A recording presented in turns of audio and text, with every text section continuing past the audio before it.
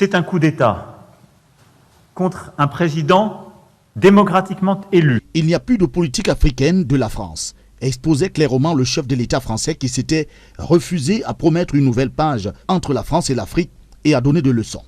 Emmanuel Macron rappelait dans un discours prononcé au cours d'une visite au Burkina Faso qu'il était d'une génération qui n'a jamais connu l'Afrique comme un continent colonisé.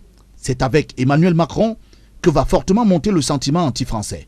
Donc du point de vue de la diplomatie d'influence, on voit que la France est toujours au devant de la scène, sans tenir compte du fait que de plus en plus, une bonne frange de la population africaine, notamment la jeunesse, est devenue de plus en plus militante, attachée à sa souveraineté et elle partage les idéaux du panafricanisme. Selon le professeur Raphaël Batenguene, historien des relations internationales, Emmanuel Macron s'est laissé piéger par ses propres déclarations. Mais il y a une constante, c'est que la France macronienne, la France sous le règne de Macron, s'est elle-même piégée en Afrique à travers un discours qui annonçait un changement de paradigme dans sa coopération avec l'Afrique francophone et sa volonté également de concurrencer les autres puissances qui lui ont déjà damé l'opium. Depuis l'arrivée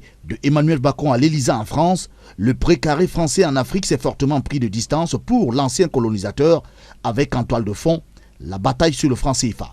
Tout aura pourtant commencé de façon positive. Les choses ont effectivement mal tourné pour la France sous Emmanuel Macron. Et désormais une question demeure, pourquoi la France semble-t-elle aujourd'hui si impopulaire en Afrique? La Guinée-Conakry, le Mali, le Niger démontrent totalement leur volonté de s'affranchir de la France et à l'ère d'Emmanuel Macron.